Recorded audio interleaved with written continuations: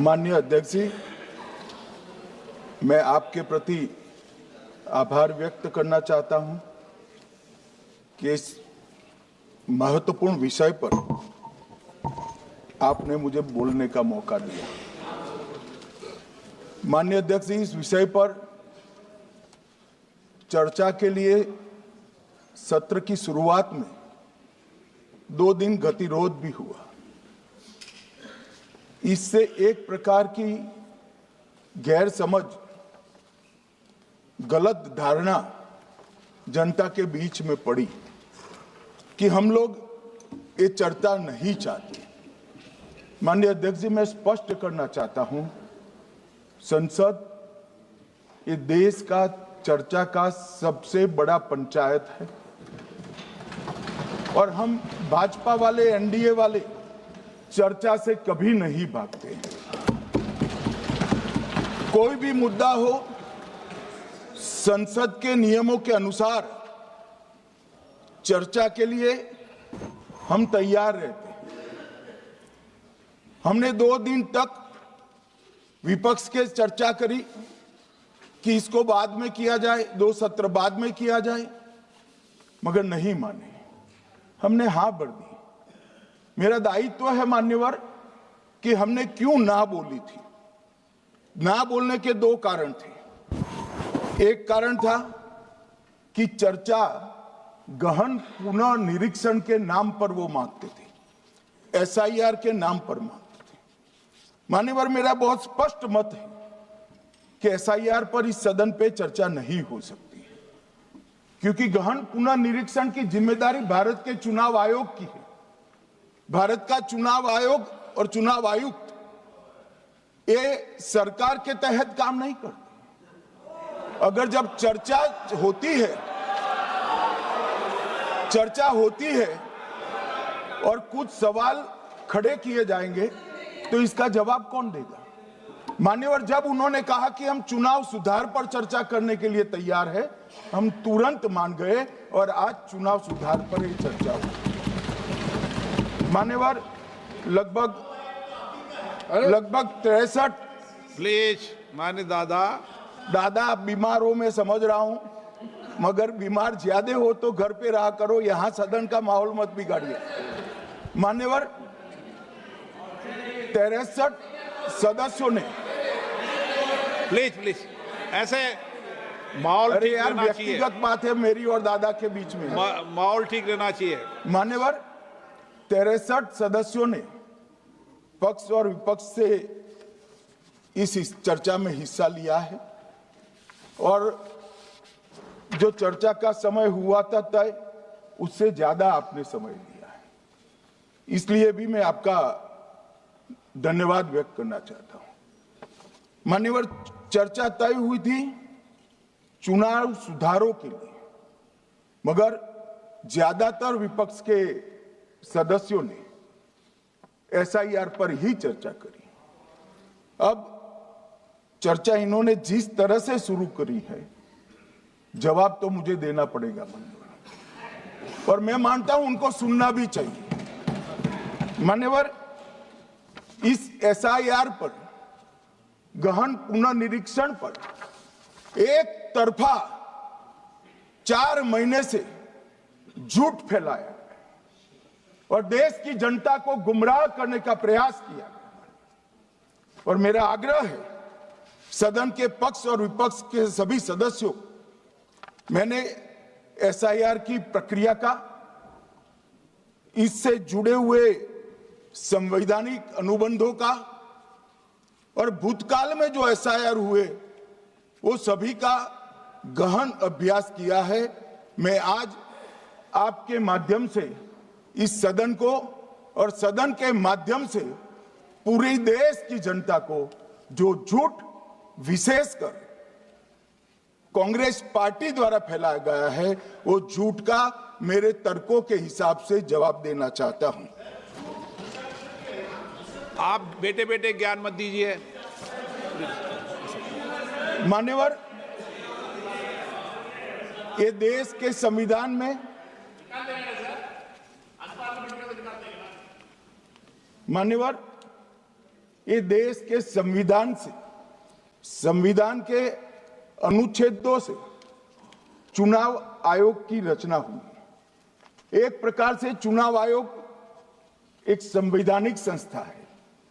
संविधान के अंदर चुनाव आयोग का गठन, उसकी शक्तियां, चुनावी प्रक्रिया, मतदाता की परिभाषा और मतदाता सूची को तैयार करने और उसके सुधारने के लिए की शक्तियां, इसके बारे में स्पष्ट प्रावधान किए गए। और मान्यवर, बड़ी विनम्रता से मैं बताना चाहता हूं कि प्रावधान जब किए गए तब हमारी पार्टी बनी ही नहीं थी। हमारी पार्टी के अलावे जो लोग हैं, इन लोगों ने संविधान सभा में चर्चा कर संविधान को बनाया था। इसलिए ये पूरी चुनाव की प्रक्रिया जो संविधान के अंदर व्याख्यायित की गई है और आज जो हो रहा है, ये दोनों के बीच में क्या अंतर है और आरोप क्या है, इसको मैं जवाब देना चाहता हूं। मान्यवर, फ्री एंड फेयर चुनाव कराने का हमारा संविधान ने जिम्मेदारी चुनाव आयोग की तय की। मतदाता सूची बनाने की और मतदाता सूची में सुधार करने की जिम्मेदारी भी चुनाव आयोग को दी। अनुच्छेद संविधान के भाग 15 में अनुच्छेद 324, इसमें चुनाव आयोग का गठन, चुनाव आयुक्त की नियुक्ति, लोकसभा, राज्यसभा, विधानसभा, उपराष्ट्रपति और राष्ट्रपति, ये सभी चुनाव का संपूर्ण नियंत्रण संविधान ने चुनाव आयुक्त को दिया है। और चुनाव आयुक्त एक से ज्यादा हो तो इलेक्शन कमिश्नर को दिया है। अब 325 जो अनुच्छेद है, वो किसी भी पात्र मतदाता को मतदाता सूची से बाहर नहीं रखा जाता, इसका प्रावधान करता है। मगर 326 एक गहन पुनर्निरीक्षण के लिए, एसआईआर के लिए बहुत महत्वपूर्ण है। क्या है 326 मान्यवर? इन्होंने मतदाता की पात्रता, योग्यता और मतदाता होने की शर्तें आर्टिकल 326 में तय की है। और वो शर्तें क्या है? सबसे पहली शर्त है कि मतदाता भारत का नागरिक होना चाहिए, विदेशी नहीं होना चाहिए। ये सबसे पहली शर्त। और ये कह रहे हैं कि चुनाव आयोग क्यों ये कर रहा है? भाई, इसका दायित्व है, इसलिए कर रहे हैं। दूसरी है 18 साल से ज्यादा आयु का व्यक्ति मतदाता बन सकता है। तीसरा, वैधता का निर्धारण मानसिक असमर्थता, अपराध और भ्रष्टाचार में संलिप्तता के लिए जो कानून ने समय समय पर तय किया है, इसके पर। तो ये 3 पात्रताओं के आधार पर भारत के मतदाता होने की बात तय होती है। और ये 3 चीजें किसने देखनी है मान्यवर? चुनाव आयुक्त को देखनी है। चीफ इलेक्शन इलेक्शन कमीशन मतलब चीफ इलेक्शन कमिश्नर और कमिश्नर्स ने देखनी है। और 327 में मतदाता सूची, सीमांकन, चुनाव संचालन और उसके लिए कानून बनाने की सिफारिश संसद को करने की सत्ता चुनाव आयोग को दी है। कल हमारे सदस्य मनीष तिवारी कहते थे गहन पुनर्निरीक्षण का इनको अधिकार ही नहीं है। आर्टिकल 327 पूर्ण अधिकार देता है कि मतदाता सूची इस व्याख्या के आधार पर बनाने का अधिकार चुनाव आयोग को है। मान्यवर, अब एसआईआर पर ही सवाल उठा दिए। मान्यवर, इन्होंने कहा कि एसआईआर आज क्यों हो रहा है। मैं इनको थोड़ा इतिहास बता, और मान्यवर एक नई फैशन हो गई है, इतिहास बताते हैं तो नाराज हो जाते हैं कि आप इतिहास मत बताइए। अरे भला कोई भी प्रक्रिया, कोई भी देश, कोई भी समाज इतिहास को छोड़कर कैसे आगे बढ़ सकता है? इतिहास कोई भी समाज का महत्वपूर्ण अंग है। मान्यवर, हमारे लोकतांत्रिक इतिहास की शुरुआत 1952 से हुई। तो सबसे पहला गहन पुनर्निरीक्षण एसआईआर कब हुआ? 1952 में। एसआईआर की क्या जरूरत है वो कहते हैं, इसलिए मैं कहता हूं। तो उस वक्त प्रधानमंत्री कौन थे? जवाहरलाल नेहरू। किस पार्टी से थे? कांग्रेस पार्टी से। दूसरा कब हुआ? 1957 में। फिर जवाहरलाल नेहरू प्रधानमंत्री थे, कांग्रेस पार्टी से थे। तीसरा हुआ 61 में, उसमें भी जवाहरलाल नेहरू प्रधानमंत्री थे और कांग्रेस पार्टी से। 65-66 में भी हुआ, एक ही गहन पुनर्निरीक्षण 2 साल में हुआ। उस वक्त भी श्री लाल बहादुर शास्त्री प्रधानमंत्री थे, कांग्रेस पार्टी थे। 83-84 में हुआ, इंदिरा जी थी। 87-89 में हुआ, राजीव गांधी थे। 92-93-95 में हुआ, नरसिम्हा राव थे। 2002 और 3 में हुआ, तब श्री अटल बिहारी वाजपेयी थे। मान्यवर, 2004 में गहन पुनर्निरीक्षण समाप्त हुआ, तब डॉक्टर मनमोहन सिंह जी प्रधानमंत्री थे। तो 2, 3, 4 का एक गहन पुनर्निरीक्षण हुआ, एसआईआर हुआ। उसमें 2 साल एनडीए के प्रधानमंत्री थे, भाजपा के थे, और 1 साल डॉक्टर मनमोहन सिंह। 2004 के बाद सीधा 2025 में गहन पुनर्निरीक्षण हो रहा है और इस वक्त हम हैं। एक पूरा गहन पुनर्निरीक्षण एसआईआर की प्रक्रिया का आज तक 2004 तक किसी भी दल ने विरोध नहीं किया है। मान्यवर, क्योंकि ये चुनाव को पवित्र रखने की प्रक्रिया है, चुनाव के उद्देश्यों को, लोकतंत्र को स्वस्थ रखने की प्रक्रिया है। अगर लोकतंत्र में चुनाव जिसके आधार पर होते हैं वो मतदाता सूची ही प्रदूषित है, तो चुनाव कैसे साफ और सुथरे हो सकते हैं? मानो समय समय पर मतदाता सूची का गहन पुनर्निरीक्षण जरूरी है, इसलिए चुनाव आयोग ने फैसला किया कि 2025 में इसको किया जाएगा। मान्यवर, एक बीच में एक घटना मैं जरूर कहना चाहूंगा।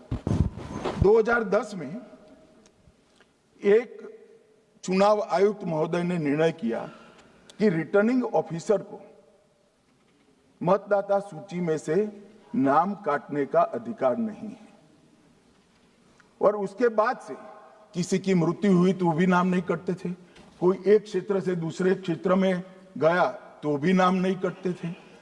एक व्यक्ति का ट्रांसफर हो गया तो कोयम्बटूर से वो शिमले चला गया, भारत सरकार का कर्मचारी है, तो उसका नाम कोयम्बटूर में भी रहता था, शिमला में रहता था, क्योंकि 2010 में, मैं बताता हूं किसे, मैं बख्शूंगा नहीं, आप चिंता मत करो, क्योंकि 2010 में एक व्यवस्था हुई कि किसी का नाम नहीं काट सकते, और उस वक्त भी कांग्रेस पार्टी की सरकार थी। तो एक गहन पुनर्निरीक्षण क्या है? मानिए, एक गहन पुनर्निरीक्षण है कि जिनकी मृत्यु हो गई उनके नाम कट जाए, जो 18 साल से बड़े हो गए उनके नाम जोड़ जाए, जो किसी भी प्रकार से 2 जगह मतदाता है उनके नाम कट जाए, और जो विदेशी नागरिक है उनको चुन चुन कर डिलीट किया जाए। ये गहन पुनर्निरीक्षण। और मैं आज इस मंच से, आपके माध्यम से इस सदन को और देश की जनता को कहना चाहता हूं, क्या कोई भी देश का लोकतंत्र सुरक्षित रह सकता है जब देश का प्रधानमंत्री और राज्य का मुख्यमंत्री कौन हो वो घुसपैठिए तय करेंगे? मान्यवर, नहीं रह सकते। एक मतदाता का एक से ज्यादा जगह पर वोट होना चाहिए। मान्यवर, एक से ज्यादा जगह पर वोट होना चाहिए।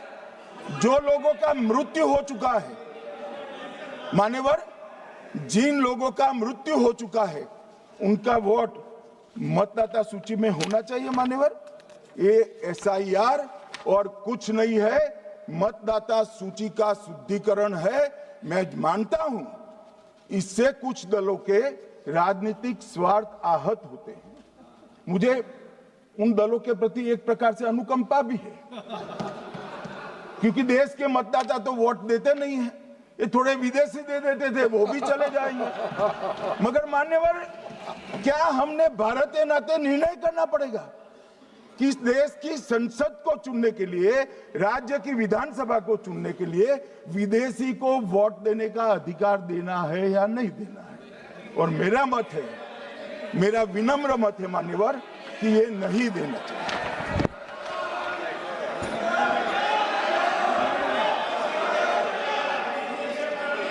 दादा बैठ जाइए प्लीज प्लीज।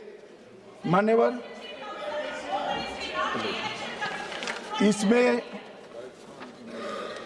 इसमें कानूनी स्थिति का प्रश्न नहीं है। अभी सांसद महोदया बोला कि इलेक्शन कमीशन का अधिकार नहीं है। लाल बाबू हुसैन 1995 में एक वाद हुआ मान्यवर, भारत की सर्वोच्च अदालत तक वो वाद पहुंचा। लाल बाबू हुसैन बनाम मतदाता रजिस्ट्रेशन ऑफिसर 1995 में इसका जजमेंट आया और उसमें अदालत ने स्पष्ट कहा, देश की सर्वोच्च अदालत ने कहा, मैं नहीं कह रहा, जहां मतदाता का नाम दर्ज किया जाना है वहां रिटर्निंग ऑफिसर ये सुनिश्चित कर सकता है कि आवेदक भारत का नागरिक है या नहीं है।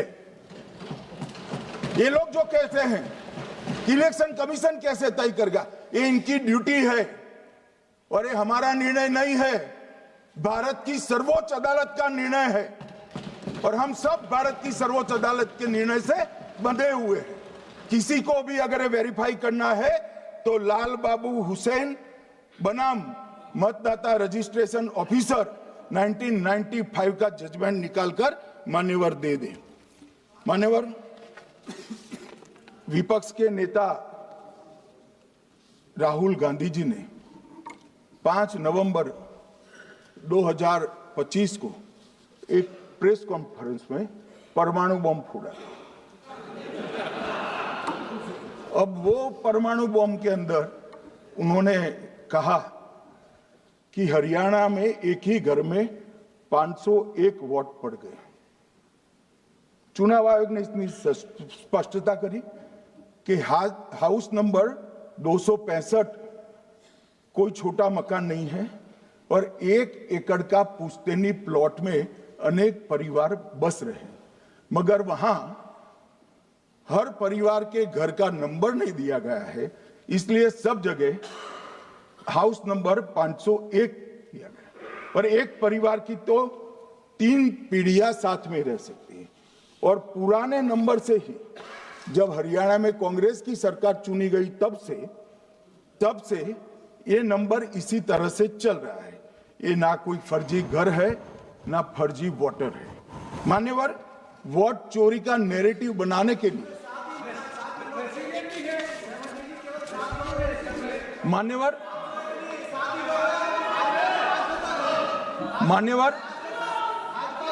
बिहार में भी मेरा भाषण पूरा हो जाने दो। नहीं, आप अभी पूरा भाषण नहीं, कई बार नाम आएगा।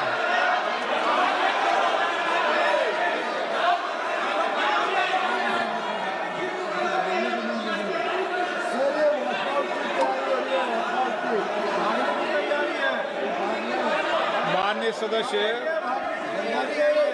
2 मिनट बैठिए, मैं कुछ बोलना चाहता हूं। 2 मिनट बैठिए, मैं एक मिनट।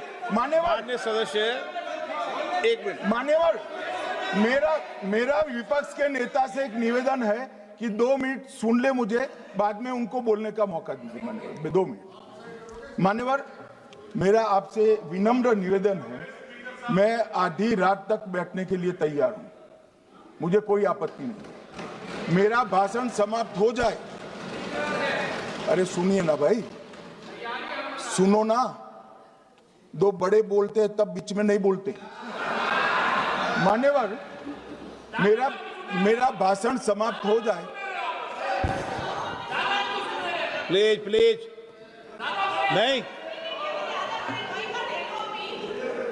मान्यवर, मेरा भाषण समाप्त हो जाए बाद में इसमें जितने भी मुद्दे विपक्ष के नेता खड़े करेंगे, मेरी मर्यादा में इसका जरूर जवाब दूंगा, मुझे कोई आपत्ति नहीं। मेरा विनंती इसलिए है माननीय,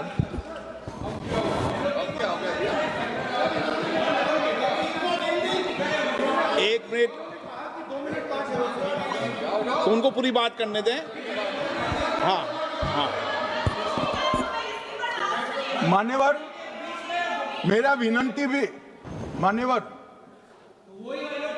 नो प्लीज डिबेट नहीं करते बेटे। मान्यवर, मेरा विनंती इसलिए है कि शायद वो जो मुद्दा खड़ा करना चाहते हैं उसका जवाब मेरे आगे भाषण में आ जाएगा तो मुद्दा ही नहीं बचेगा, इसलिए मैं कह रहा हूं मुझे पूरा सुन लिया जाए।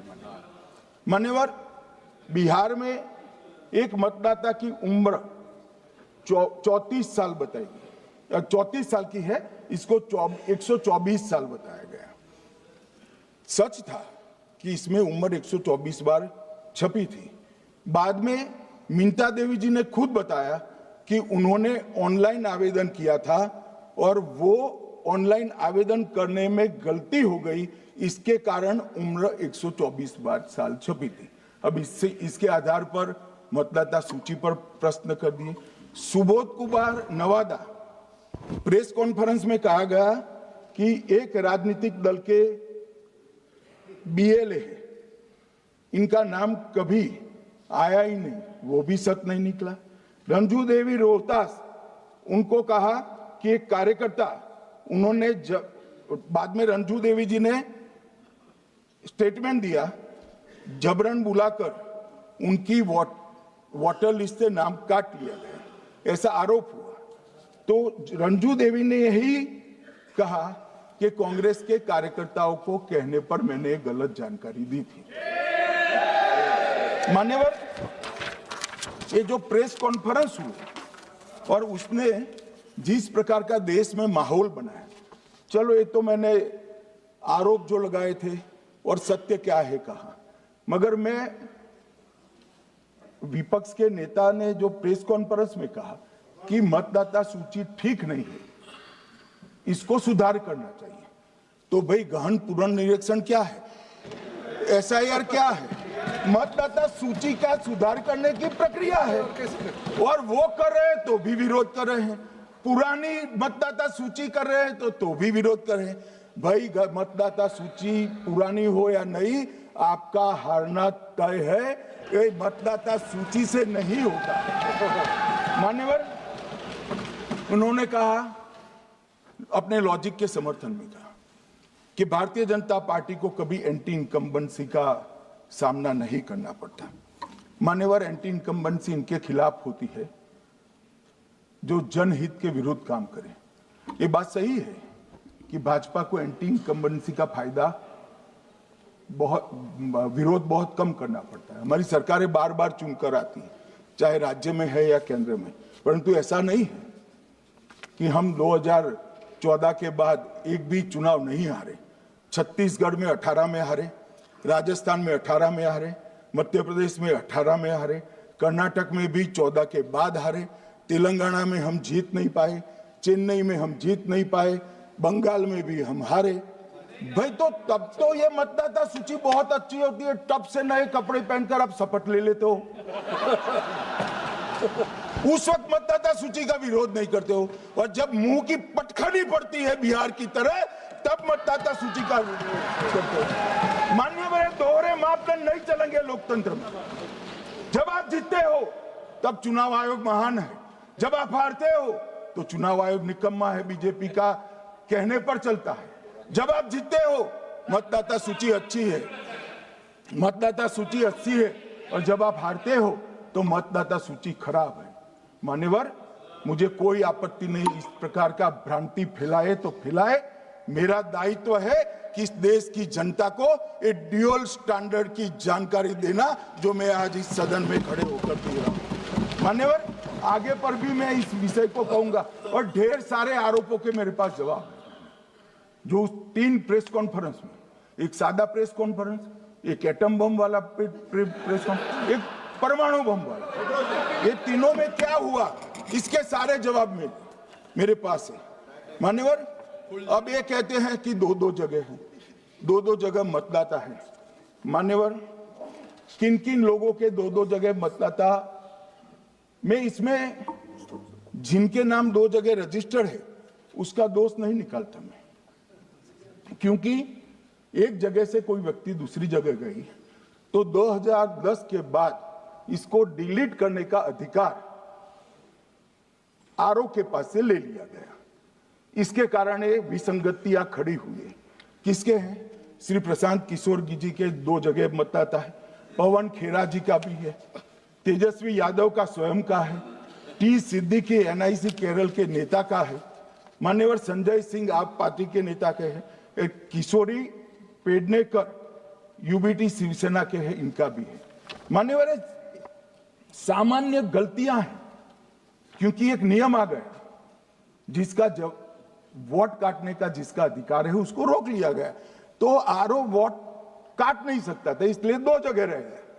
अब वही एक गहन पुनर्निरीक्षण से सुधरना है, मगर आप गहन पुनर्निरीक्षण को वोट चोरी कह रहे हो। मान्यवर, वोट चोरी किसको कहते हैं वो मैं बताना चाहता हूं, और हमारे यहाँ कुछ परिवार ऐसे हैं जो पुश्तैनी वोट चोरी करते हैं। अच्छा बोलिए आप। हाँ बोले आप, बोले। हाँ बोले आप, बोले। स्पीकर सर, मेरा कल एक सवाल था, जो हिंदुस्तान के इतिहास में पहली बार डिसीजन लिया गया कि इलेक्शन कमीशन को, इलेक्शन कमिश्नर्स को फुल नहीं फुल इम्यूनिटी दी जाएगी। ठीक है, ये है ना, इसका जवाब इसका पीठ में खत्म नहीं किया सर। इसके पीछे जो थिंकिंग थी वो हमें सबसे पहले बताएं। ठीक है। दूसरी बात, नहीं हरियाणा की जहां इन्होंने बात की, इन्होंने एक उदाहरण लिया, वहां पर अनेक उदाहरण हैं। वो भी आपने दिया था ना, 19 वो भी आपने दिया था, इसलिए दिया वो भी। 19 लाख वहां पे फेक लोग, वो उदाहरण आपने दिया था, इसलिए उसका जवाब दिया। और ये भी हमें बता दीजिए, actually let us have a debate on my press conference. Let us go. Let us have very good idea. Let us have a debate on my press conference. Amit Shah ji, I challenge you to have a debate on the 3 press conferences. Please. ठीक है, बैठ जाइए, please बैठ जाइए। माननीय, please माननीय, आपने बात की थी, प्लीज। उत्तर प्रदेश में और हरियाणा में दोनों चुनाव में वोट कैसे दे रहे हैं? प्लीज ये भी जवाब दे दीजिए। माननीय गृह मंत्री जी। मान्यवर, पहली बात मैं स्पष्ट करना चाहता हूं, मैं 30 साल से विधानसभा और संसद में जनप्रतिनिधि के रूप में चुनकर आता हूं। मुझे लंबा अनुभव है संसदीय प्रणाली का। विपक्ष के नेता महोदय कहते हैं कि पहले मेरी बात का आप जवाब दीजिए, मैं सुनना चाहता हूं। आपकी मुनसफी से संसद नहीं चलेगी, मेरे आप बोलने का क्रम मैं तय करूंगा, इस तरह से नहीं चलेगी संसद। मान्यवर, उनको धैर्य रखना चाहिए, मेरा जवाब सुनने का। इनकी एक बात का जवाब मैं दूंगा, मगर मेरे भाषण का क्रम वो तय नहीं कर सकते, मैं करूंगा, क्योंकि मैं बोल रहा हूं।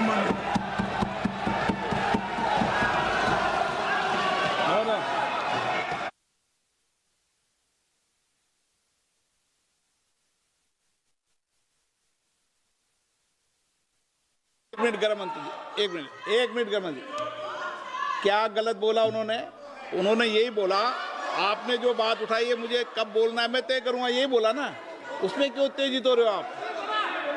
हाँ, आपके 2-2 मिनट में खड़े होने से थोड़ी जवाब देते रहेंगे। नो, माननीय गृह मंत्री, नहीं हो सकता। मैं आपको फिर मौका दूंगा, आपको मौका दूंगा आपको। हाँ बोलिए, बोलिए सर, ये बोलिए। आपने अगर अमित शाह जी का रिस्पांस देखा तो ये कंप्लीटली डिफेंसिव रिस्पांस है, ये घबराया हुआ रिस्पांस है। ये डरा हुआ रिस्पॉन्स है, अब सुनिए पूरी बात, प्लीज प्लीज ये माननीय नो सच्चा माननीय रिस्पॉन्स गृहमंत्री नहीं है। जी, माननीय गृहमंत्री जी, मान्यवर आपके चेहरे पर बैठो बैठो मान्यवर आपके चेहरे पर चिंता की लकीरें मैं देख रहा हूं कि मैं क्या बोलूंगा। मैं उनके उकसावे में नहीं आऊंगा, मैं मेरे विषय पर बोलूंगा। मान्यवर मैंने इतना ही कहा कि मैं मेरे भाषण का क्रम मैं तय करूंगा। मेरे भाषण का पहले क्या बोलना, बाद में क्या बोलना, मैं तय करूंगा। और मैं मानता हूं कि हर एक वक्ता का ये अधिकार है, उनका भी है, मेरा भी है। कल वो बोल रहे तो हम ऐसा थोड़ी ना बोले आप झूठ क्यों बोल रहे हो, हम नहीं बोले, नहीं बोल सकते साहब। वो माननीय विपक्ष के नेता है, वो बोल सकते अपना भाषण मान्यवर। और मैंने तो ये भी कहा मेरा पूरा भाषण छूट कर कुछ बच जाता है तो आप पूछिएगा, मैं जवाब दूंगा। मगर अब धैर्य भी चाहिए और सुनना भी चाहिए, दोनों चीजें करनी पड़ती है। मान्यवर वोट चोरी का कोहराम बचा।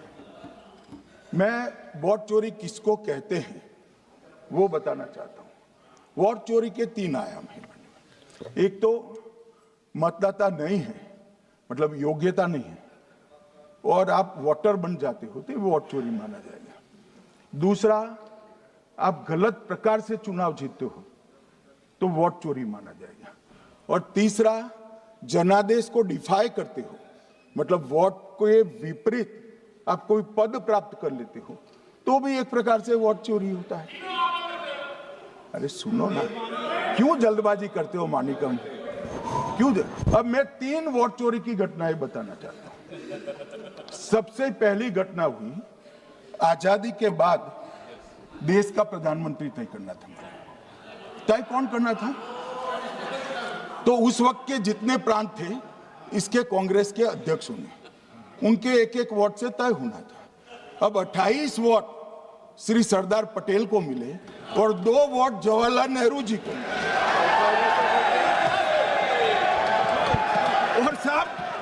और साहब प्रधानमंत्री जवाहरलाल जी बने।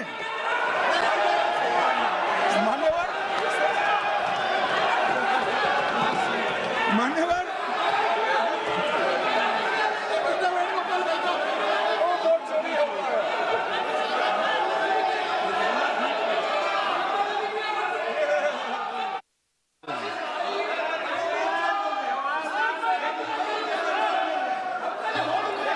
प्लीज माननीय गृहमंत्री जी, माननीय गृहमंत्री जी, प्लीज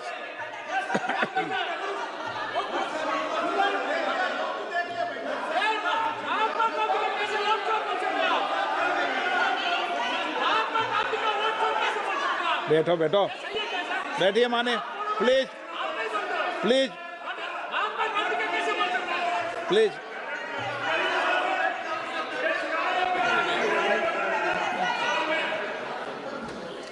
मान्यवर दूसरी, प्लीज बैठिए बैठिए माननीय सदस्य, प्लीज हर बार नहीं उठते, बैठिए।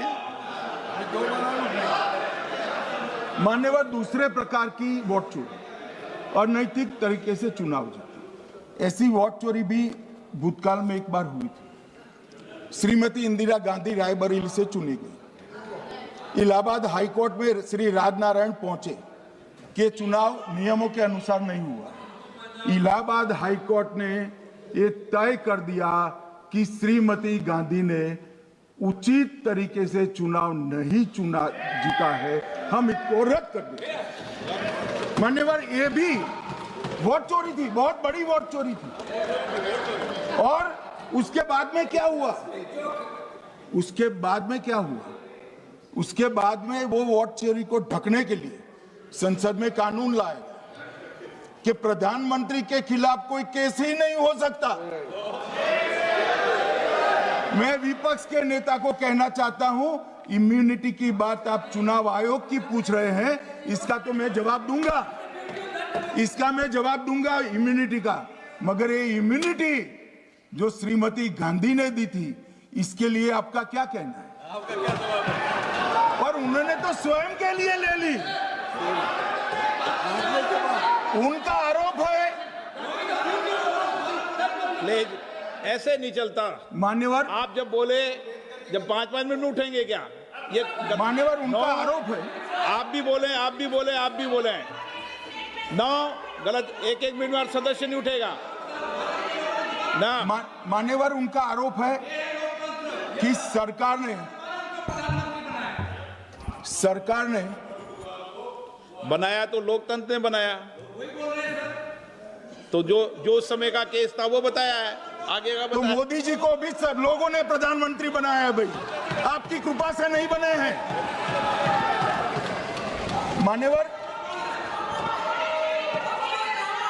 मान्यवर नो प्लीज से मान्य तरीका ठीक नहीं है आपका, 2-2 मिनट में उठना। मान्यवर विपक्ष के नेता ने कहा कि आपने चुनाव आयुक्तों को इम्यूनिटी दी। इनका आरोप सत्य नहीं है, मैं इसकी बात बाद में करता हूं, परंतु हमने तो चलो मानो चुनाव आयुक्त को इम्यूनिटी दी, श्रीमती गांधी ने तो अपने आप को इम्यूनिटी दी थी।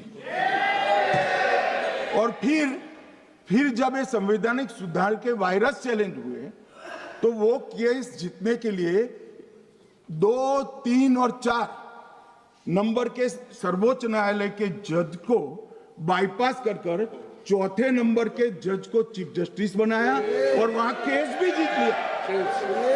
और मान्यवर, ये तो इतिहास है, कौन जुटला सकता है?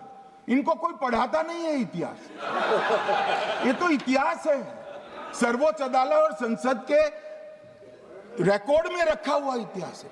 इसके खिलाफ लल्लन सिंह जैसे कितने लोग पूरा जीवन लड़े बिहार में, इमरजेंसी के खिलाफ जेल में गए, लाखों लोग गए। और तीसरी वोट चोरी कहना चाहता हूं, तीसरी वोट चोरी का प्रकार मैंने बताया था कि योग्यता नहीं है और मतदाता बन जाना। अभी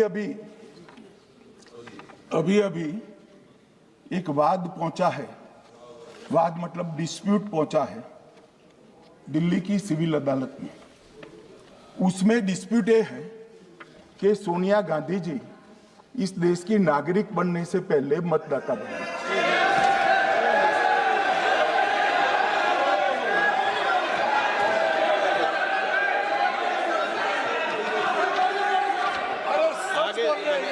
आगे सुनो, बोल क्या रहे, पूरी बात तो सुनो।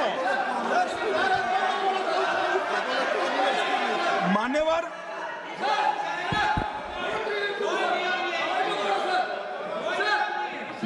मैंने इतना ही कहा है कि अदालत में केस चल रहा है जो फैक्चुअल है। अब जवाब तो उनको अदालत में देना है, सोनिया जी ने यहां क्यों दे रहे हैं? अदालत में जवाब देना है।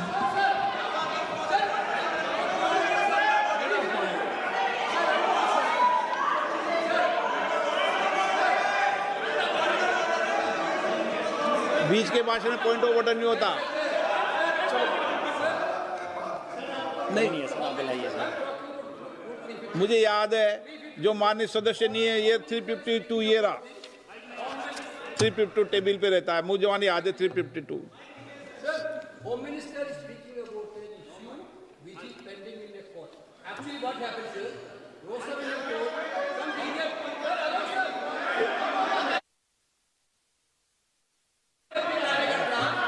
filed a case on Madam Sonia Gandhi's voting on that 80. Sir, that Ross Avenue Court dismissed that case without, there is no substance in that case. After the same person given an appeal. Gandhi not even voted in that election. I am challenging Home Minister. Okay. Sonia Gandhi not even voted that election. Can you prove it? Can you prove it? Sir, misleading statement a Home Minister doing. Sir, you are. What is this, sir? एक minute please दादा, एक minute please. No, बैठिए। No मान्य please. देखिए माननीय सदस्य, 2 दिन से मैं चर्चा को सुन रहा हूं और 2 दिन से चर्चा को सुन रहा हूं और 352 आपने भी पढ़ा है, मैंने भी पढ़ा है, ठीक है ना। कई बार इधर से भी उधर से भी इस विषय को कई बार बोला गया है। जब डिबेट चलती है उसके संदर्भ में कई विषयों को बोला जाता है, ठीक है ना। और इसीलिए सुनिए बात, माननीय गृह मंत्री जी ने, आपने आधी बात सुनकर हर 2-2 मिनट में उठने लगोगे, ऐसे चर्चा नहीं होती।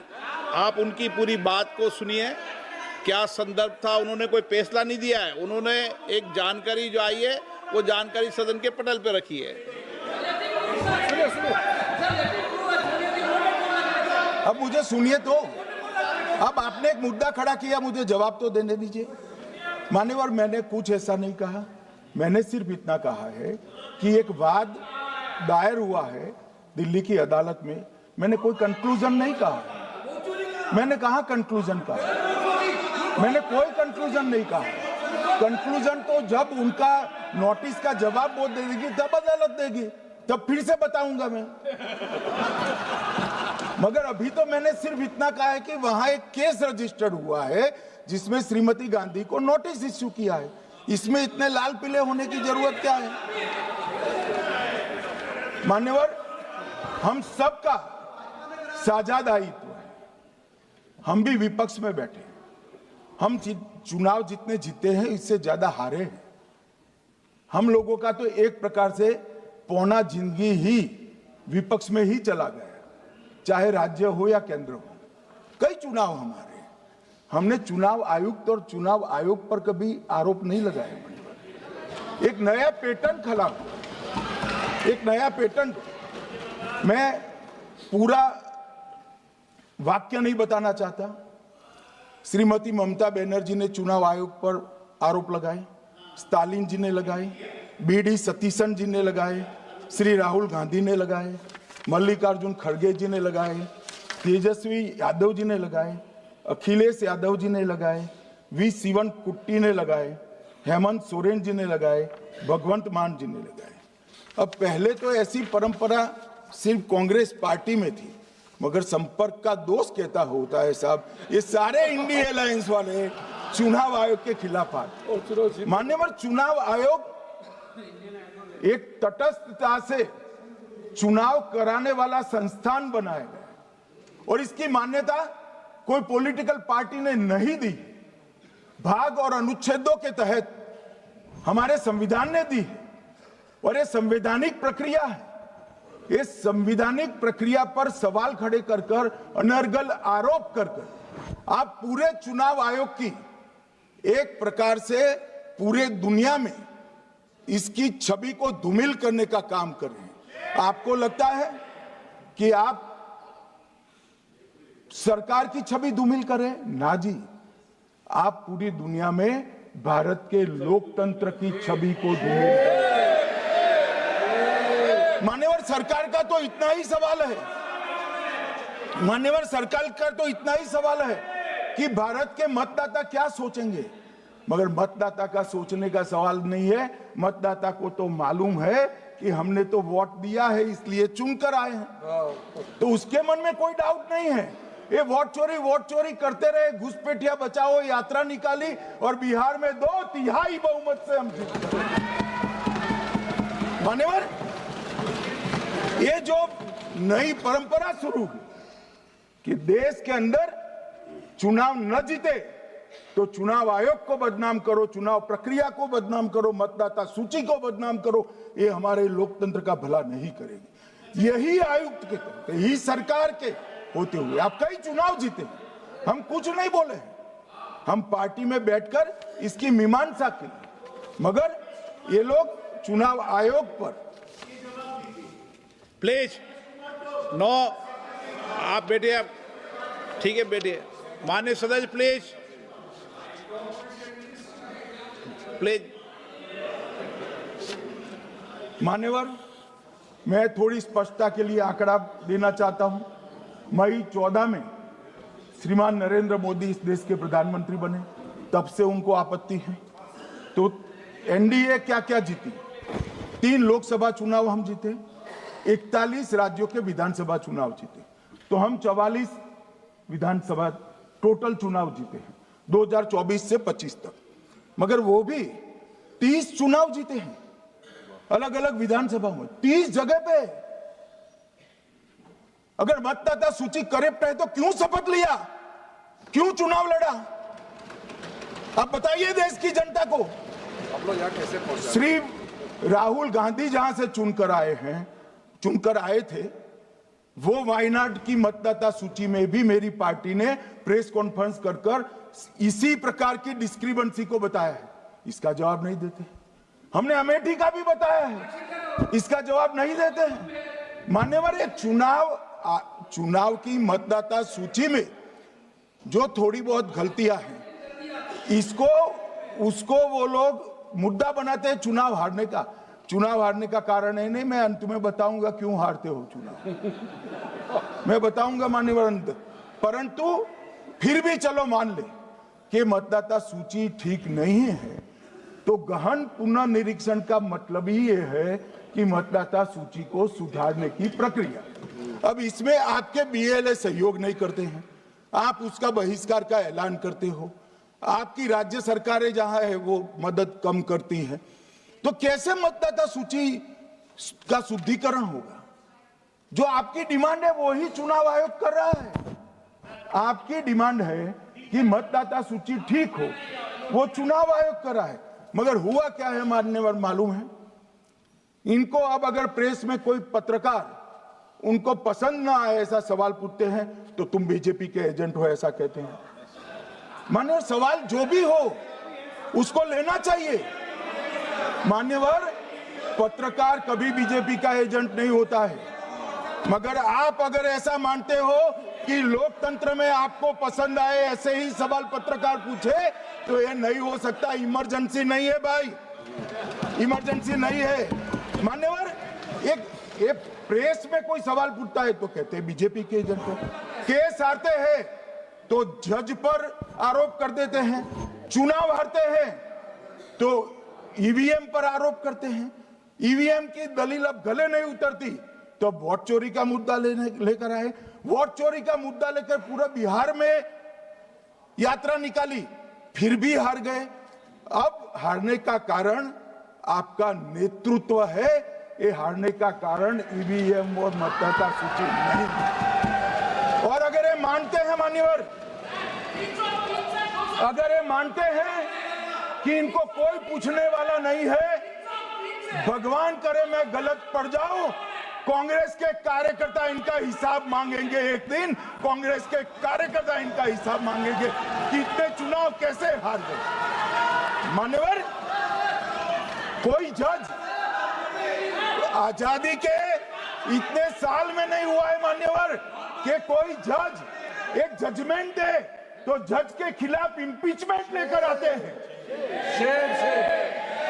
अपनी वोट बैंक को एड्रेस करने के लिए इंपीचमेंट लेकर आते हैं मान्यवर। और ये सारे ने तो साइन कर दिया, साथ ही साथ उद्धव जी ने भी साइन कर दिया। उद्धव जी, जजमेंट क्या है? एक पहाड़ी पर मान्यता है कि हाँ सबसे ऊपर दिया जलाया जाए। मान्यवर, एक वोट बैंक को संभालने के लिए एक हाईकोर्ट के जज के सामने इंपीचमेंट लेकर आए हैं। देश की जनता उनको मदद नहीं करे।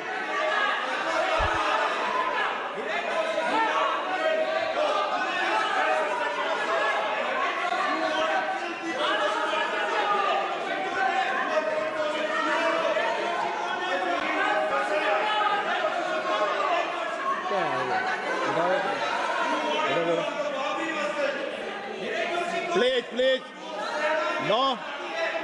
माननीय गृह मंत्री जी, गौरव जी बैठ जाइए। नया मुद्दा शुरू हो रहा है। प्लीज। अरे भैया, प्लीज मेरी बात सुनो ना। माननीय गृह मंत्री जी, माननीय गृह मंत्री जी, माननीय गृह मंत्री जी, नया मुद्दा शुरू हो रहा है, फिर से खड़ा होगा होना।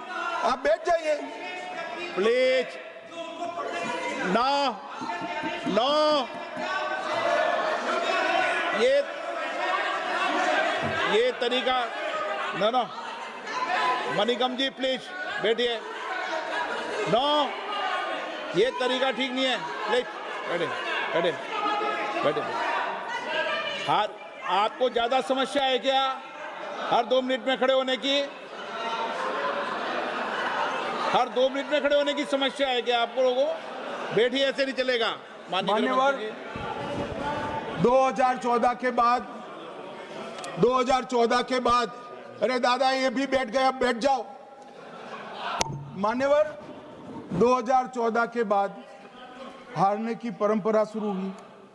हारने की परंपरा शुरू होने के बाद हाँ जीते ही है, मगर हारने की भी परंपरा हुई है। मान्यवर, हारने की परंपरा शुरू करने के बाद इन्होंने सबसे पहले ईवीएम को निशाना बनाया। आज मैं आपके माध्यम से सदन को और सदन के माध्यम से देश की जनता को बताना चाहता हूं, ईवीएम कौन लेकर आया इस देश में? मान्यवर, कौन लेकर आया? 15 मार्च 1989 को जब राजीव गांधी इस देश के प्रधानमंत्री थे, तब ईवीएम लाने का कानूनी बदलाव किया गया था। सुन लो। अब राजीव गांधी के ईवीएम के कानून का भी विरोध कर रहे हैं। मान्यवर, इसके बाद में अरे सुनो ना क्या प्रक्रिया हुई। इसके बाद में ईवीएम के खिलाफ किसी ने याचिका करी।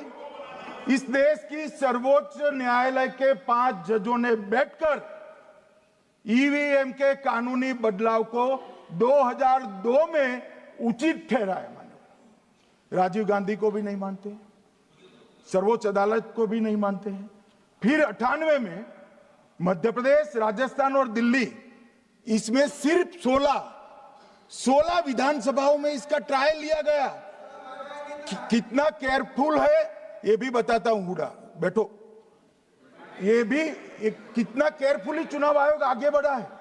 मध्य प्रदेश, राजस्थान और दिल्ली, ये राज्यों की सिर्फ 16 विधानसभा में इसका ट्रायल लिया गया। हर प्रकार से चेक कर ईवीएम का उपयोग सबसे पहली बार पूरे देश में 2004 में हुआ। 2004 का महत्व है माननीय, सबसे पहले 2004 में हुआ। पूरे लोकसभा चुनाव हमारे समय में ईवीएम का उपयोग हुआ। लाए राजीव गांधी, वहां से लेकर 2004 तक। और 2004 के चुनाव में कौन जीता भाई? वो जीत गए। उस वक्त ईवीएम की चर्चा बंद। 2009 का चुनाव हुआ, पूरा ईवीएम से हुआ, ये जीत गए, चुप्पी साध ली। 2014 में सब हम जीते तो कौ चालू कर दी। वो सरकार में थे। मान्यवर, ये क्या है? जब कानून आप लाए, मशीन आपने इंट्रोड्यूस किया, चुनाव आप पहला जीते मशीन से, दूसरा चुनाव जीते, मौत से 10 साल राज किया और हार गए तो फिर रोते हैं। मान्यवर, देश की जनता मानती है इसको। और दूसरी बात जब चुनाव आयोग को भी लगा कि सच्चे झूठे आरोप होते हैं, तो इस पर रिसर्च की एक प्रक्रिया हुई। मानिएगा 5 साल रिसर्च के बाद वीवीपीएटी की इंट्रोडक्शन हुआ। ये वीवीपीएटी क्या है? मैं जब वोट दबाता हूं तो समझ गए दादा, धन्यवाद। मान्यवर, मैं जब वोट दबाता हूं तो मैंने कमल के निशान पर वोट दबाया, तो पास में एक पर्ची निकलती है कि आपका वोट कमल के निशान पर रजिस्टर हो गया है। फिर भी आरोप हुए कि पर्ची और ये दो अलग होते हैं।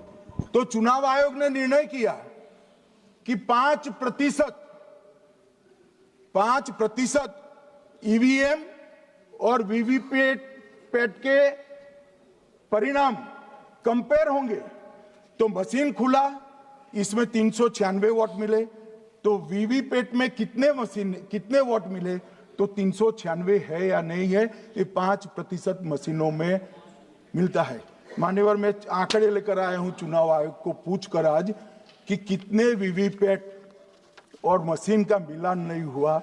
आज तक 16,000 मशीन और वीवीपैट का मिलान हुआ है, एक भी वोट का बदलाव नहीं। और ये जब मतगणना होती है तब उनके पोलिंग एजेंट बैठते हैं मान्यवर, परिणाम पर वो साइन करते हैं, दोनों प्रकार के, मशीन के और वीवीपीएटी के परिणाम पर भी साइन करते हैं मान्यवर, और ये इस पर आरोप लगा रहे हैं मान्यवर। अब ये कह रहे हैं कि उस वक्त वाईफाई नहीं थी। सबसे पहली बात 2004 में वाईफाई आ चुकी थी, मगर फिर भी चलो मान लो, आरोप लगाते गए। ईसीआई ने 2009 में एक छेड़छाड़ के आरोप पर भाग लेने के लिए 10 राज्यों में 100 ईवीएम लगाई गई। सब लोगों ने प्रयास किया, 2009 में कोई छेड़छाड़ नहीं कर पाए। फिर भी आरोप लगाए तो 2017 में इलेक्शन कमीशन ने जून 2017 में 3 दिन तक ईवीएम इलेक्शन कमीशन की ऑफिस में रखे कि कोई भी पार्टी आकर, कोई भी टेक्नोक्रेट आकर, कोई भी साइंटिस्ट आकर ईवीएम को हैक कर कर बता दे। ये तो गए ही नहीं, ये नहीं गए मान्यवर। ये सिर्फ प्रेस में आरोप करते, ना अदालत में जाते हैं, ना चुनाव आयोग के पर जाते मान्यवर, मगर एक्सपर्ट भी नहीं गए। आप कोई एक्सपर्ट भेज देते भैया, एक्सपर्ट भी नहीं भेजा। और मान्यवर 2017 में फिर चुनाव आयोग इस निर्णय पर पहुंचा कि आने वाले सब चुनाव ईवीएम से होते हैं। अब चुनाव आयोग ने तो निर्णय कर दिया, मगर मैं भी साहब थोड़ा ज्यादा सोचता हूं। तो मैंने सोचा साला ये चुनाव आयोग कहता है कुछ नहीं हो रहा है, कुछ नहीं हो रहा है, तो ये लोग आरोप क्यों लगा रहे हैं?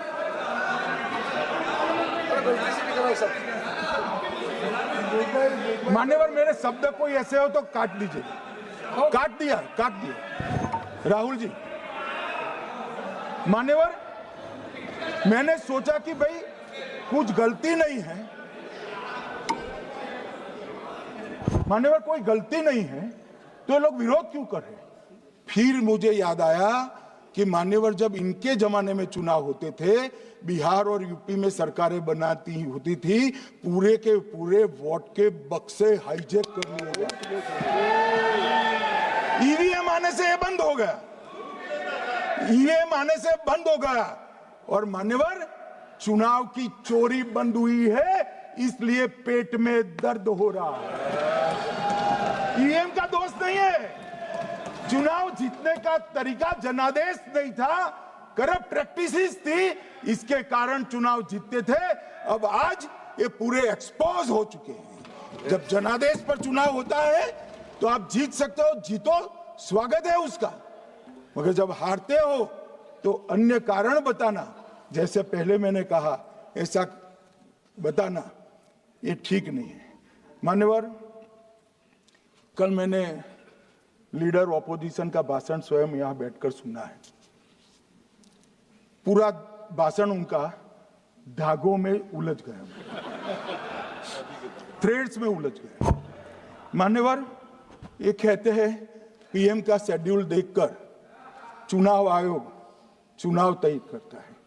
मेरा सभी सांसद महोदय से करबद्ध निवेदन है कि चुनाव होने के पहले के 1 महीने पीएम का शेड्यूल, और पीएम को लगभग 24 और 16 कितना होता है, 40 महीना हो गया। इसमें से किसी भी 1 महीने का शेड्यूल दिखाओ। पीएम की गति ही इतनी है, कोई भी महीना उठाओगे तो इतने ही प्रवास करते हैं। मानवर इसको चुनाव का कोई लेन देन नहीं है। हमारे प्रधानमंत्री जनसंपर्क में आजादी के बाद सबसे ज्यादा प्रवास करने वाला प्रधानमंत्री, और मैं जानता हूं साहब, मैं जानता हूं नरेंद्र मोदी जी को 2001 से मैं बता सकता हूं, एक भी दिन की छुट्टी नहीं, एक भी वैकेशन नहीं, लगातार जनता का काम करना। मैंने कभी नहीं देखा उनको वैकेशन में। कई बार इनका अनुकरण करने का प्रयास करते हैं तो बीपी बढ़ जाता है इतना, ये फिर रुक जाएंगे प्लीज। मान्यवर ये पूरी चर्चा चुनाव सुधार पर थी। मैंने आज ये भी जांच करा,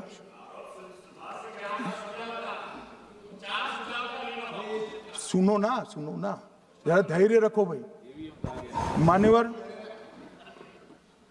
मैंने आज सुबह चुनाव आयुक्त के वहां जांच कराई। जांच मतलब कोई गोपनीय चीज नहीं पूछी है, आप इसका इशू मत बने। मैंने ये पूछा कि चुनाव सुधार के लिए मई 2014 के बाद कौन सी पार्टी से कितने आवेदन आपको मिले, क्योंकि चुनाव सुधार जो करना है इसकी प्रक्रिया क्या है मान्यवर। चुनाव सुधार सभी राजनीतिक दलों के साथ चर्चा कर कर चुनाव आयोग भारत सरकार के विधि मंत्रालय को भेजता है और विधि मंत्रालय इसका कानून बनाकर संसद के सामने रखता है। ये प्रक्रिया है। तो मैंने सोचा कि इतना बड़ा हो हल्ला हुआ तो ढेर सारे चुनाव सुधार कांग्रेस पार्टी ने दिए होंगे, तो मैं जरा उसका पूछा कर दूं, लगे हाथ तो इसकी भी बात कर लूं, इसमें गोपनीय क्या है। तो मैंने पूछा तो साहब मुझे एक रहस्य मालूम पड़ा कि आज तक मई 2014 से चुनाव आयोग को एक भी चुनाव सुधार का सुझाव कांग्रेस पार्टी से नहीं मिला। मान्यवर,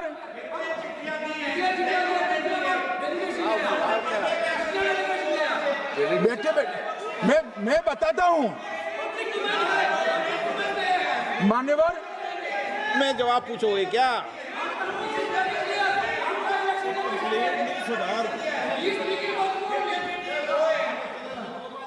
क्या आप भी बोले हर बोलने पर एक एक बार उठेंगे क्या?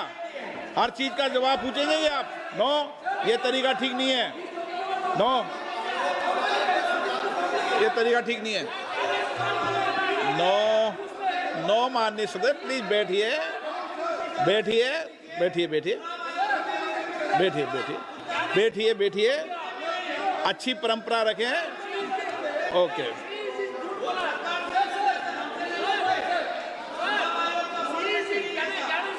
नो नो प्लीज, हर 2 मिनट में उठते हैं। अच्छी है।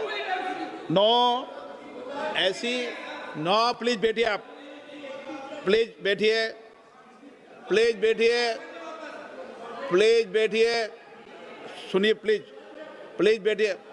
माननीय सदस्यगण, ये कभी परंपरा नहीं रही कि सत्ता पक्ष और प्रतिपक्ष का कोई भी माननीय सदस्य कभी बोल रहा हो तो हर विषय पर बैठे बैठे टिप्पणी करना या हर विषय पर खड़े होकर सवाल पूछना, ये परंपरा कभी नहीं रही। आपने भी भाषण दिया आज, आपको कोई ने बीच में उठ के पूछा कोई ने? माननीय गृह मंत्री जी, अच्छी परंपराएं लागू करो, अच्छी तरह चलाएं सदन। मैं मेरे स्टेटमेंट पर कायम हूं। नरेंद्र मोदी सरकार बनने के बाद आज तक कांग्रेस पार्टी ने चुनाव आयोग को एक भी चुनाव सुधार का प्रपोजल नहीं दिया। मान्यवर, ये कई बार मिलने गए हैं, मैंने उनका प्रेस कॉन्फ्रेंस भी देखा है। उनका प्रेस कॉन्फ्रेंस था चुनाव प्रक्रिया के अंदर उनका जो डिस्प्यूट है वो ऑन गोइंग इलेक्शन में इसको रजू करने का। चुनाव सुधार जो होता है, चुनाव के पहले चुनाव के नियम जो तय होते हैं, इसके लिए सभी दलों को बाकायदा पत्र लिखा जाता है और कोई मांगे तो उसको समय भी देना पड़ता है। ये दो अलग चीज है। माननीय गृह मंत्री, मान्यवर, 1 मिनट गृह मंत्री। माननीय सदस्यगण, सदन का समय माननीय गृह मंत्री जी के वक्तव्य की समाप्ति तक बढ़ाया जाता है। माननीय गृह मंत्री जी। मान्यवर, कर विपक्ष के नेता ने 3 सवाल पूछे थे और 4 सुझाव दिए थे। पहला सवाल था मुख्य न्यायाधीश को चुनाव आयोग चयन समिति से बाहर क्यों निकाला गया, पहला सवाल था। दूसरा सवाल था दिसंबर 2003 में कानून बदलकर चुनाव आयोग को पूर्ण प्रतिरक्षा क्यों दी गई। और तीसरा शार्प क्वेश्चन था सीसीटीवी फुटेज 45 दिन में नष्ट करने का कानून क्यों लाए। कानून नहीं लाए हैं, सर्कुलर चुनाव आयोग ने इश्यू किया है, मगर ठीक है, हार्द में समझ रहा हूं ये क्यों कर रहे हैं। ये 3 इसके जवाब थे। मान्यवर, मैं इसमें से सबसे पहले सवाल का जवाब देना चाहता हूं। मान्यवर, मुझे पूरा सुनकर जरा आप आपत्ति लीजिएगा, क्योंकि मैं बताऊंगा तो पास से ही, मगर वर्तमान का भी जवाब दूंगा। मान्यवर, 73 वर्ष तक इस देश में चुनाव आयोग की नियुक्ति का कोई कानून ही नहीं था। माननीय सभी सदस्य ध्यान से मुझे सुने, 73 साल तक इस देश में चुनाव आयोग की नियुक्ति का कोई कानून नहीं था। नियुक्ति प्रधानमंत्री सीधी कर देते थे। और मान्यवर, मैं आज ये पूरे देश को बताना चाहता हूं कि टोटल अब तक जितने चुनाव आयुक्त हुए और जितने मुख्य चुनाव आयुक्त और चुनाव आयुक्त, ये सभी इसी प्रकार से हुए। अब 2003 के कानून पर मैं बाद में आता हूं। 1950 से 1989 चुनाव आयोग एक सदस्यीय था। प्रावधान क्या था? कोई कानून नहीं था। प्रधानमंत्री जी फाइल भेजते थे राष्ट्रपति जी को और राष्ट्रपति जी नोटिफिकेशन बहाल नहीं करते। तो भाई उस वक्त बरोबर चुनाव था, सबसे अच्छा था। नहीं, मैं ये नहीं पूछता नियुक्ति की प्रक्रिया। मान्यवर, पूरा उनका 55 साल प्रधानमंत्री जी ने ही चुनाव आयुक्त को नियुक्त किया, तब तक कोई सवाल नहीं था। और नरेंद्र मोदी करते हैं तो उन पर सवाल उठाते हैं, मगर हमने तो ऐसा भी नहीं किया मान्यवर। फिर 89 से 91, जब 89 में चुनाव आयुक्त उनकी सुनते नहीं थे, तो पहली बार उस पर ब्रेक लगाने के लिए चुनाव आयोग को बहु सदस्यीय बनाया गया।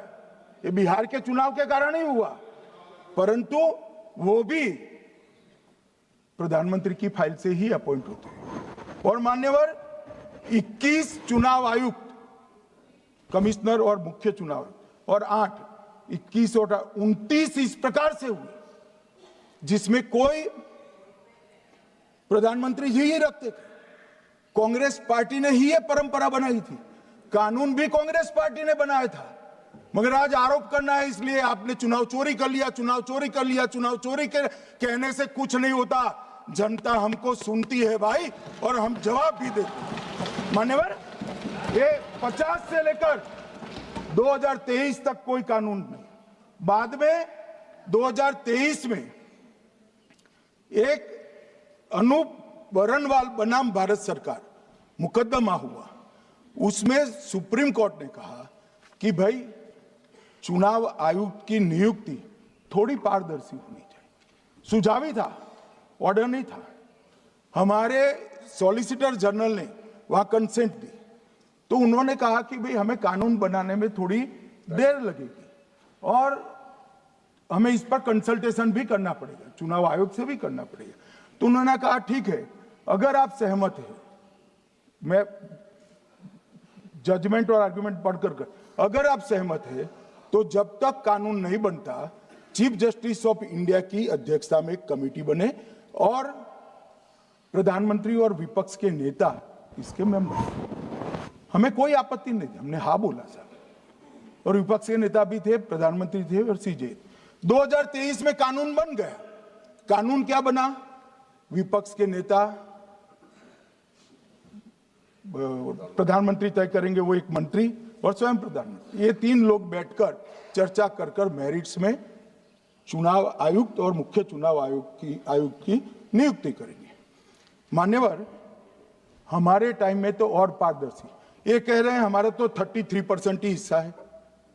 भाई 33% तो है ना, हमारा तो हिस्सा ही नहीं था। और मान्यवर, मैं रिकॉर्ड से बताता हूं, 2012 में सीयूसी की नियुक्ति होनी थी। अडवाणी जी ने सुझाव दिया लिखकर कि एक प्रणाली बना जाए, नहीं बनाया और BS संपत जी को सीधा चुनाव आयुक्त बना दिया। उसके बाद में भी एक व्यक्ति कैसे है इसकी चर्चा है। नवीन चावला, जिसको आपातकाल की भूमिका पर शाह आयोग ने कहा था ये निष्पक्ष नहीं है, उनको मुख्य चुनाव आयुक्त बना दिया। जबकि मुख्य चुनाव आयुक्त गोपाल स्वामी ने इनके खिलाफ पक्षपात के सबूत भी भेजे, खारिज कर दिया। मान्यवर, सुने नहीं। हमारे समय में ऐसा कभी नहीं हुआ है। हमारे समय पर विरोध होता है, मगर पक्षपात के सबूत किसने नहीं दिए हैं? और भाई, जहां तक 66% और 33% का सवाल है, आप कह रहे हो कि वहां 2 लोग होते हैं और आप 1 होते हैं, ये तो हम तय नहीं करते हैं। 140 करोड़ की जनता तय करती है कौन 66 होगा और कौन 33। यहाँ कौन बैठेगा वो तो 140 करोड़ लोग तय करते हैं, वो आपके लिए तय करोगे तो आप 66 हो जाओगे। मगर आप तो 100 रख कर गए थे, हमने उसको 33 दे दिया। मान्यवर, ये क्या सवाल उठाते, और वो समझते हैं कि मैं बोलता हूं तो बस ये ब्रह्म वाक्य होगा। ऐसे नहीं होता है मान्यवर, हर चीज के तर्क होते हैं। इनका जो भाषण तैयार करते हैं वो भी ठीक से नहीं करते, रिसर्च नहीं करते मान्यवर। इन्होंने सीसीटीवी फुटेज 45 दिन में इलेक्शन कमीशन ने नष्ट करने का निर्णय किया, इस पर आपत्ति उठाई।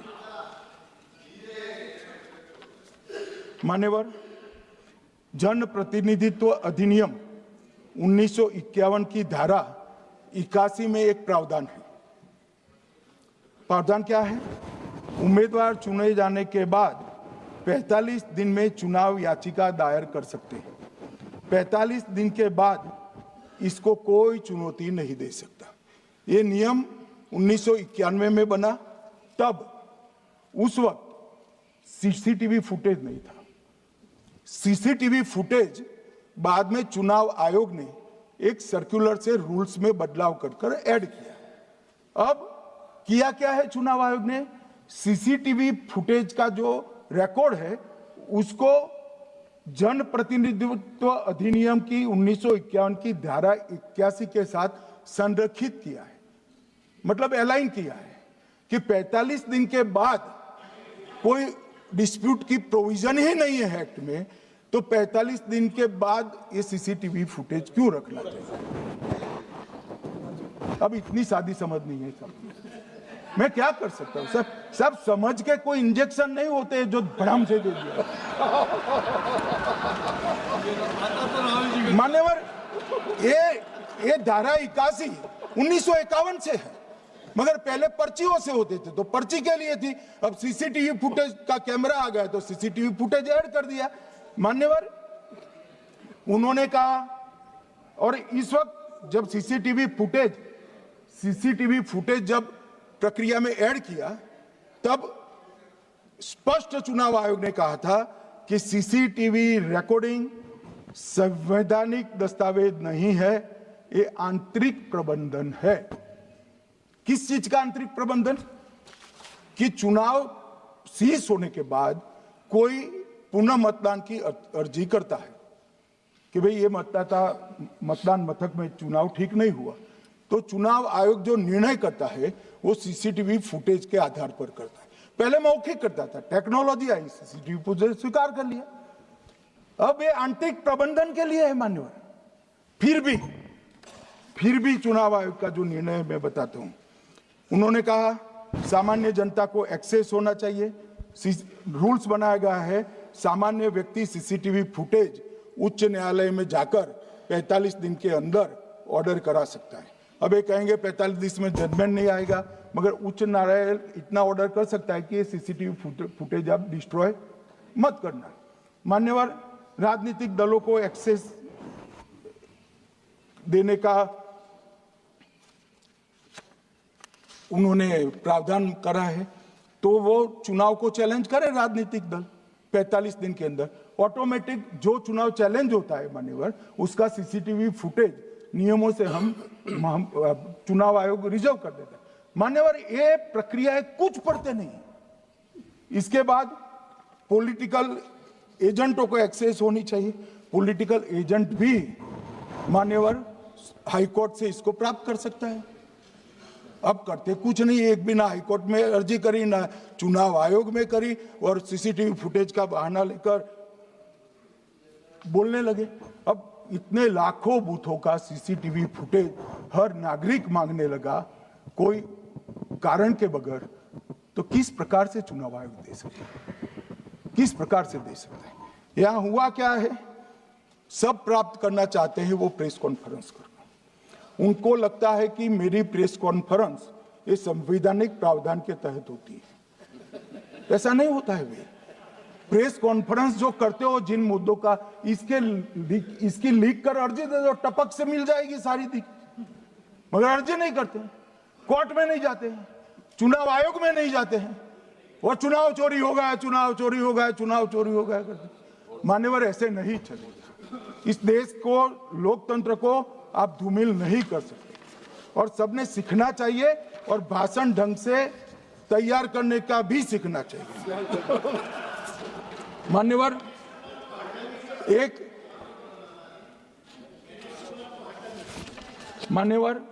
एक उन्होंने कहा सीईसी को 2003 में कानून बनाकर इम्यूनिटी दी। मान्यवर, representation of the people act 1950 में ही ईसीआई के अधिकारियों को जो इम्यूनिटी प्राप्त है उससे जरा भी बढ़ोतरी नहीं करी। हमने सिर्फ रिप्रेजेंटेशन ऑफ 1951 के एक्ट को पुनरावृत्ति की है।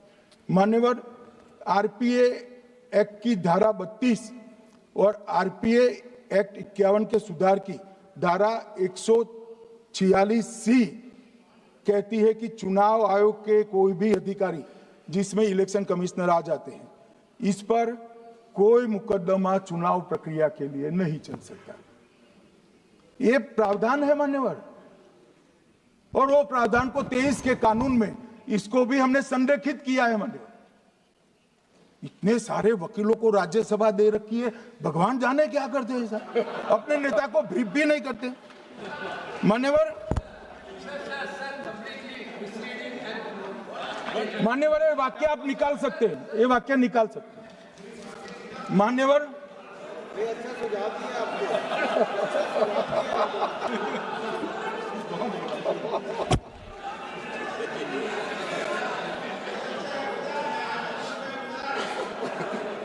मान्यवर, फिर ये सब हो रहा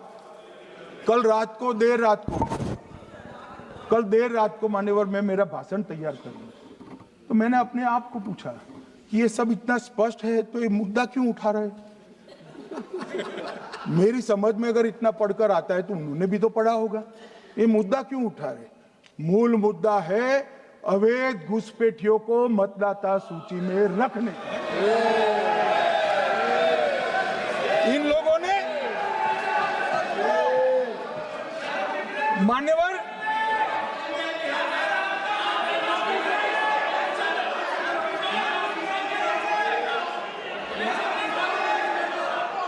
माननीय सदस्य, आपका भाषण भी सबने शांति से पूर्ण सुना है, आप भी सुनने की सामर्थ्य रखो। नहीं, आप सुनने की सामर्थ्य रखो। नो, प्लीज बैठिए, सुनो, पूरा भाषण सुनो। आप जब बोलते हैं तो इधर भी सुनते हैं, आप भी इधर भी बोलते हैं, इधर सुने। गृह मंत्री इलेक्शन रिजल्ट के लिए बात हुआ था सर।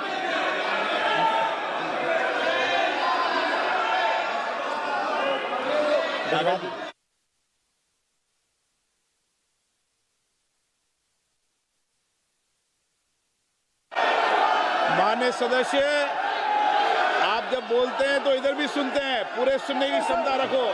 सर, ये लोग डर गए हैं, जवाब नहीं सुन सकते हैं। इतना दिनों से देश के सामने में झूठ फैला करके इन्होंने गुमराह करके चर्चा मंगा।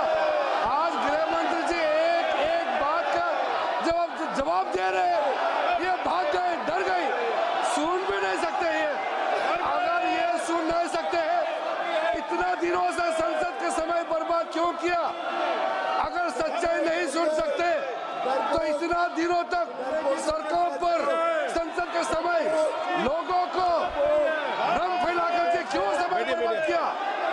ये धिक्कार है। हमको मालूम था ये भागने वाले हैं। सच्चाई को सुनना चाहिए, सच्चाई को सुनना चाहिए।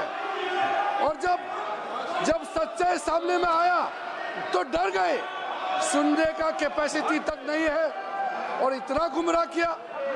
पिछले सेशन का पार्लियामेंट सेशन इन्होंने तबाही किया, मॉनसून सेशन को भी इन्होंने बर्बाद किया इसी मुद्दे पर, और ये हमारे शीतकालीन समय को भी इन्होंने 2 दिन बर्बाद किया। आज बारीकी से जब बता रहे थे ये लोग भाग गए, ये तो ठीक नहीं है।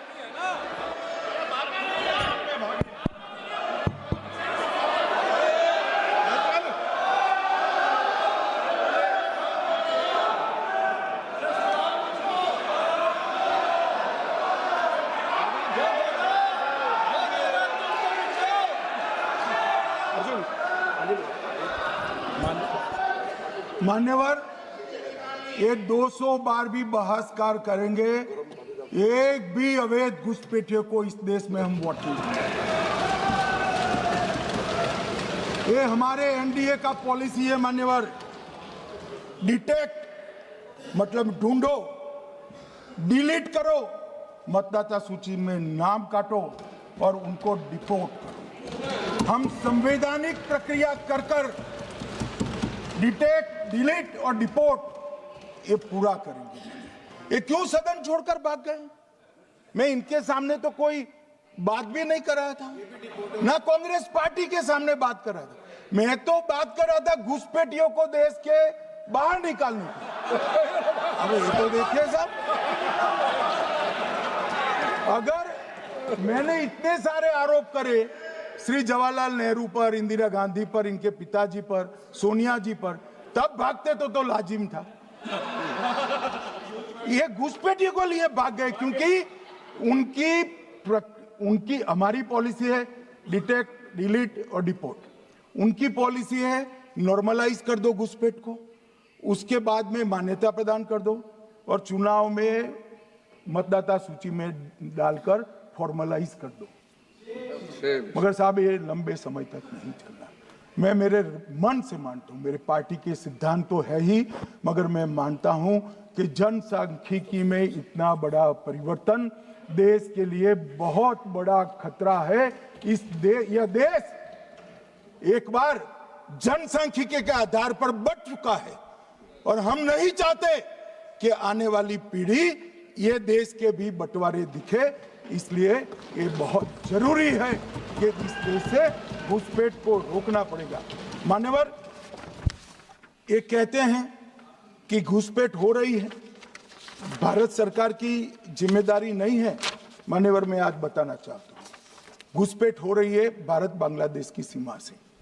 वहां पर कुल 2216 किलोमीटर बॉर्डर है, इसमें से 1653 किलोमीटर बॉर्डर बन चुकी है। अब 563 कहां बाकी रही है मान्यवर मालूम है? केवल और केवल एक राज्य बंगाल। आसाम का पूरा हो गया, मेघालय का पूरा हो गया, त्रिपुरा का पूरा हो गया, जम्मू कश्मीर का पूरा हो गया, पंजाब का पूरा हो गया, राजस्थान का पूरा हो गया, गुजरात का पूरा हो गया, खाली बंगाल का बाकी रखा है। और मैं आज कहना चाहता हूं टीएमसी के लोगों को भी, ये राहुल जी के साथ में रहकर घुसपैठिया बचाओ यात्रा बिहार में निकली, साफ हो गए। आप भी घुसपैठियों को बचाओगे तो वहां भारतीय जनता पार्टी का विजय तय। मान्यवर, ये कहते हैं कि घुसपैठ क्यों हो रही? आप बॉर्डर नहीं बनाने देते, फेंसिंग नहीं करने दोगे, घुसपैठ नहीं होगी। फिर भी चलो, मैं पूछना चाहता हूं कि घुसपैठ होकर सबसे पहले घुसपैठिया कहां आता है? कहां आता है? तो गांव में आता है। पटवारी को मालूम नहीं पड़ता, गांव के थाने वाले को मालूम नहीं पड़ता। इसकी मतदाता सूची में नाम डालने के लिए आधार कार्ड कहां बनता है? वहीं बनता है। उसका राशन कार्ड कहां बनता है? बंगाल में बनता है। और मतदाता सूची में कौन सी मतदाता सूची में ऐड होता है? तो बंगाल में होते। आपकी कोई जिम्मेदारी नहीं है। मान्यवर, ये देश के भविष्य और सुरक्षा के साथ खिलवाड़ कर रहे। कभी कभार चुनाव तो जीत जाओगे घुसपैठियों के आधार पर, परंतु इस देश की सुरक्षा को आप ताक पर रखो। मैं आज कहना चाहता हूं मान्यवर, बिहार की जनता ने एक बहुत महान फैसला किया है घुसपैठिया बचाओ यात्रा के खिलाफ जनादेश दिया। और बंगाल भी ये करने जा रहा है मान्यवर, आने वाले दिनों में करेंगे, उनको मालूम नहीं। मान्यवर, मैं एक कल राहुल गांधी जी ने एक विषय कहा था कि सारी संवैधानिक संस्थाएं आपने करप्ट कर दी। मैंने पूरा बताया कि चुनाव आयोग की नियुक्ति के पहले क्या नियम थे। उन्होंने कहा कि महत्वपूर्ण पद पर आरएसएस की विचारधारा के लोग रख लिए जाते हैं, तो इसमें क्या आपत्ति है भाई? क्या इस देश में कोई कानून बना है कि आरएसएस की विचारधारा वाले हैं उनको कोई महत्वपूर्ण? अरे इस देश का प्रधानमंत्री आरएसएस की विचारधारा वाला है, इस देश का गृह मंत्री आरएसएस की विचारधारा वाला है, और जनादेश से बनकर आए, आपकी कृपा से बनकर नहीं आए मान्यवर। मगर उन्होंने क्या किया था वो मैं फिर बताना चाहता हूं। 1969 में इस देश का राष्ट्रपति का चुनाव हुआ। 1969 में इंदिरा जी अपनी पार्टी के अंदर ही संघर्ष करती थी। पार्लियामेंट्री बोर्ड ने राष्ट्रपति के चुनाव के प्रतिनिधि के रूप में कांग्रेस पार्टी का अधिकृत उम्मीदवार बनाया श्री संजीव रेड्डी को, और इंदिरा जी ने प्रधानमंत्री रहते हुए अपने पार्टी के मैंडेट को ही डिफाई कर कहा कि राष्ट्रपति का चुनाव में वोटिंग अंतर आत्मा की आवाज से करनी चाहिए, और उन्होंने श्री वीवी गिरी को प्रत्याशी बनाया मान्यवर। और फिर हुआ क्या? अल्पमत में थी वो। संजीव रेड्डी जी के वोट ज्यादा थे। जीतने के लिए उन्होंने कम्युनिस्टों से समाधान किया, और इस देश की सारे संस्थान पर, शिक्षा संस्थान पर, महत्वपूर्ण संवैधानिक पद पर कम्युनिस्टों को बिठाने का काम इंदिरा गांधी जी ने, और वहीं से इस देश के विमर्श को बदलने का काम किया है, वहीं से किया है। वामपंथी विचारधारा इस देश के प्रकृति को, इस देश के स्वभाव को, इस देश की जनता को स्वीकार्य नहीं है, और इसीलिए वामपंथी लुप्त हो गए मान्यवर। उन्होंने इस देश के युवा धन को वामपंथी विचारधारा पर डाइवर्ट करने का काम किया है, जो 2014 से फिर से नरेंद्र मोदी जी ने इसको एक अच्छी तरीके से, लोकतांत्रिक तरीके से परिष्कृत करने का काम कर रहे हैं मान्यवर। और ये कह रहे हैं कि आरएसएस के विचारधारा वालों को रखते हैं। कोई ऐसा कानून नहीं है मान्यवर कि आरएसएस की विचारधारा वाला व्यक्ति कोई, आरएसएस की विचारधारा क्या? देश के लिए मरना ही आरएसएस की विचारधारा। देश को समृद्धि के परम शिखर पर ले जाना ही आरएसएस की विचारधारा है। देश की संस्कृति का झंडा बुलंद करना ही आरएसएस की विचारधारा। ये क्या समझाते हैं? हम ऐसे मान लेंगे? हम नहीं डरते साहब किसी से, हम नहीं डरते। मैं मेरी ही बात करता हूं। मैं तो 10 साल का था और नारे लगाता था, आसाम की गलियां सुनी है, इंदिरा गांधी खूनी है। हम तो वहां से लड़ते लड़ते आए हैं, हम नहीं डरते मान्यवर। और मान्यवर, इन्होंने कहा कि वोट चोरी से जीतते हैं। वोट चोरी से नहीं जीते हैं। आपने सर्जिकल स्ट्राइक का विरोध किया, इसलिए हम जीते। आपने एयर स्ट्राइक का विरोध किया, इसलिए जीते हैं। आपने 370 हटाने का विरोध किया, इसलिए जीते हैं। आपने राम मंदिर बनाने का विरोध किया, इसलिए जीते हैं। आपने घुसपैठियों को हटाने का विरोध किया, इसलिए जीते हैं। आपने सीएए का विरोध किया, इसलिए हम जीते हैं। आपने ट्रिपल तलाक हटाने का विरोध किया, इसलिए जीते हैं। और आप 1 नेशन 1 इलेक्शन का विरोध कर रहे हो, इसलिए हम फिर से जीते हैं। माननीय 60 करोड़ गरीबों के घर में इस देश के प्रधानमंत्री जी ने घर पहुंचाया, गैस पहुंचाया, पानी पहुंचाया, शौचालय पहुंचाया, 5 किलो अनाज मुफ्त पहुंचाया, और 5 लाख तक की दवाइयां मुफ्त कर दी। क्या समझते हैं कि वोट चोरी कर कर जीते हैं? इस देश के इंफ्रास्ट्रक्चर को 40 साल देख लीजिए और हमारे 11 साल देख लीजिए, इंफ्रास्ट्रक्चर को 3 गुना बढ़ाने का काम हमारे प्रधानमंत्री नरेंद्र मोदी, और इसलिए जनता हमें जिताती है। और मैं तो अभी भी कहना चाहता हूं, चले गए हैं मान्यवर, मैं अभी भी कहना चाहता हूं, यार कांग्रेस पार्टी तुझे टिकट तो देती नहीं है मान्यवर। मैं अभी भी कहना चाहता हूं, एसआईआर का विरोध करोगे तो बिहार की जगह बंगाल और तमिलनाडु में भी साफ। मान्यवर, 140 करोड़ की जनता का जनादेश ईश्वर का आदेश होता है। हमारे यहाँ तो कहते हैं ना कि जनता ही जनार्दन होती है। तो जनता का फैसला श्री कृष्ण का फैसला होता है, जनार्दन का फैसला। और वो जनता के फैसले को ये लोग वोट चोरी इस तरह की भाषा का प्रयोग करते हैं। जनता देख रही है, जनता आंख मूंद कर नहीं बैठी। मान्यवर, मैं तो धन्यवाद करना चाहूंगा हमारे पार्लियामेंट्री अफेयर्स मिनिस्टर का कि इन्होंने तो एक अलग रास्ता कर SIR पर चर्चा कर ली। वरना इनका झूठ एक तरफा जनता में जा रहा था।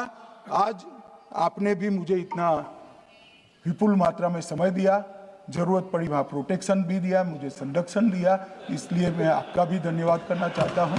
और अंत में फिर से एक बार श्री राहुल गांधी के भाषण लिखने वालों को कहना चाहता हूँ कि तथ्य ढंग से ढूंढ कर लिखे, इनकी यहाँ पर तकलीफ होती है। सभा की कार्रवाई